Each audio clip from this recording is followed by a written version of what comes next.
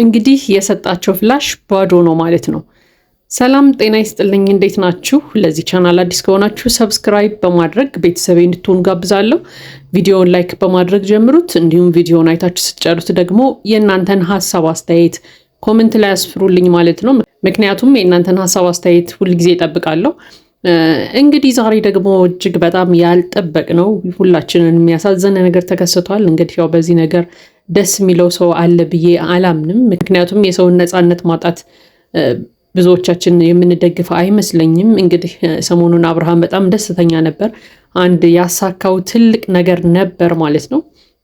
እንግዲህ ያ ነገር ውሸት እንደሆነ ዛሬ ተሰምቷል። እንግዲህ ከክህደት በላይ ክህደት አይተናል እንግዲህ ዛሬ ማለት ነው። በዚህ ልክ ሰውን ይክዳል ብለን አስበን አናውቅም።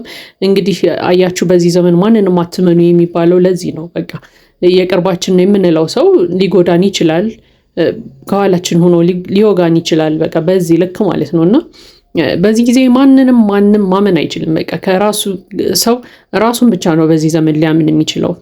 ራሱንም እንደውም ሊጠራጠር ይገባል አንዳንዴ። ምክንያቱም ዛሬ ያምንበትን ነገር ነገ ልንቀይረው እንችላለን ራሳችን ራሱ። ስለዚህ በዚህ ልክ ሰውን ማመን ጥሩ አይደለም ማለት ነው። ይሄን ደግሞ እንግዲህ በግልጽ አይተነዋል። የምር ከሆነ ማለት ነው፣ ይሄ ክህደት የምር ከሆነ በጣም ነው የሚያሳዝነው።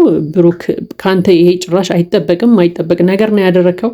ብሩክ እውነት ይሄንን ነገር አድርገው ከሆነ በቃ ክህደት የሚለው ቃል ላንተ ነው ማለት ነው። በቃ ትክክለኛ ቃሉ።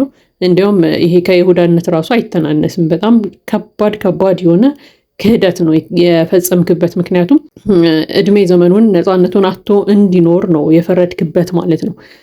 ነገር ግን ያው እውነት ይሁን ውሸት ይሁን የሚለውን እንግዲህ ወደፊት የምናየው ነው የሚሆነው። ነገር ግን ብሩክ በዚህ ልክ ከነ ሩታና ከዳኒ ጋር ተባብረህ ጓደኛህን የምትወደውን ሰው የልብህን ሰው አሳልፈህ ትሰጣለህ ብሎ ማንም አይጠብቅም።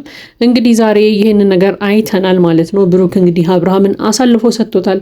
ይሄ ነገር እንግዲህ በጣም ነው የሚያሳዝነው። እነ ዳኒና ሩታ እንግዲህ ዛሬ በጣም ደስተኛ ነበሩ። ያው እንግዲህ ዝም ስንል ምንም ማናቅ ምንም ማንችል ነው የሚመስላችሁ። ነገር ግን እኛ ብዙ ነገር አሳክተናል። ስለዚህ ማንም ከእጃችን አያመልጥም እያሉን ነው ማለት ነው። እጅግ በጣም ደስተኞች ነበሩ። በተለይ ሩታ በጣም ዛሬ ደስተኛ ነበረች። በቃ የሆነ እጅግ በጣም ጠላቷን አባራ ያገኘች አይነት ነገር ነው ሲሰማት የነበረው ማለት ነው። ነገር ግን እኔ እስከዛሬ ድረስ ግልጽ ያልሆነልኝ ነገር ሩታ ይህንን ነገር ለምንድን ነው የምታደርገው የሚለው ነገር ነው። አብርሃምን እንደ ባሪያ ለመግዛት አስባ ከሆነ አላውቅም። እንግዲህ ልጃቸው አለ በመሀል። ልጃቸው እኮ ማደጉ አይቀርም። አባቱ ላይ ይሄ ነገር እንደተደረገ ሲያቅ እንግዲህ እናቱን መቀየሙ አይቀርም ወደፊት። ነገር ግን ሩታውንም ቢሆን ለምን በዚህ ልክ አብርሃም ላይ እንደዚህ አይነት በቀል እንዳሰበች አልገባኝም።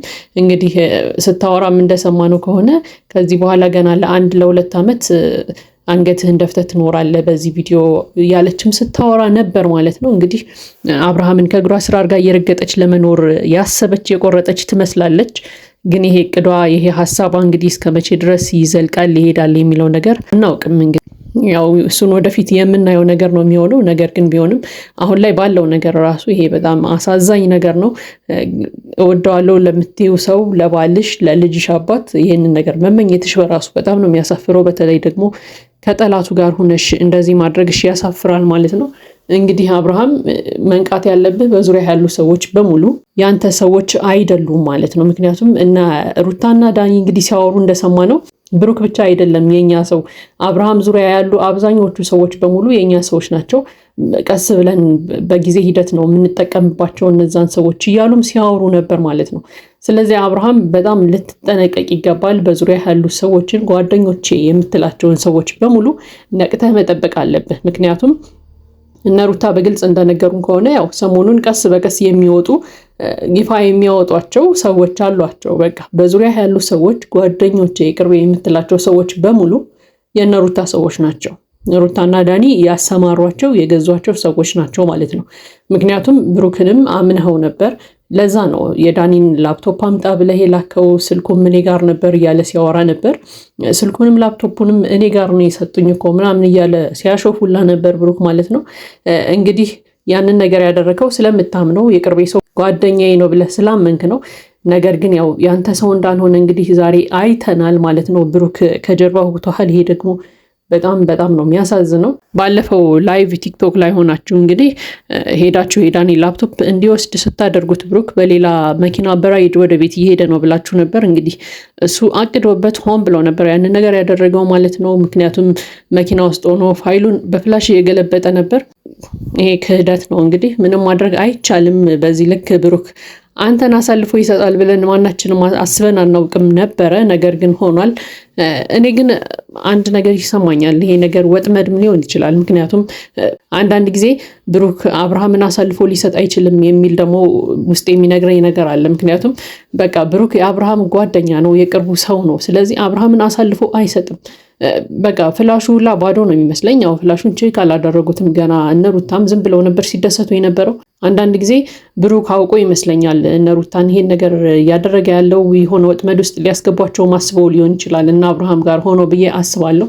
ምክንያቱም ይሄ ፍላሽ ባዶ ነው የሚመስለኝ። ብሩክ የአብርሃም ሰው ስለሆነ በዚህ ልክ ይጎዳዋል፣ ከኋላው ሆኖ ያሴርበታል ብዬ ለማመን ትንሽ እየተቸገርኩ ነው ማለት ነው ዛሬ።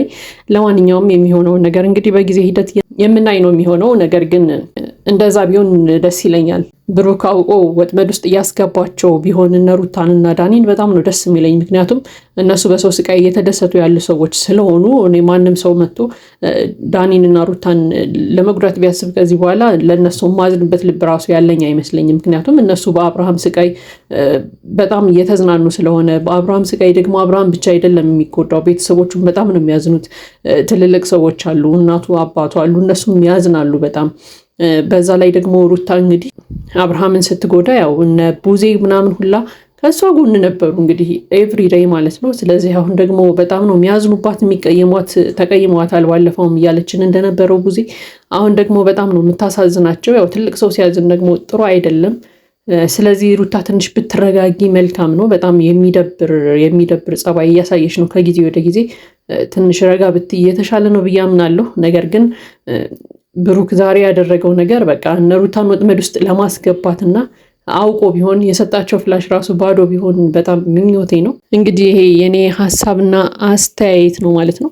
ለማንኛውም እንግዲህ በተለያዩ የአረብ ሀገራት ያላችሁ ተከታታዮቼ እግዚአብሔር ከእናንተ ጋር ይሁን ማለት እፈልጋለሁ። እናንተም በጸሎታችሁ በርቱ፣ አይዟችሁ።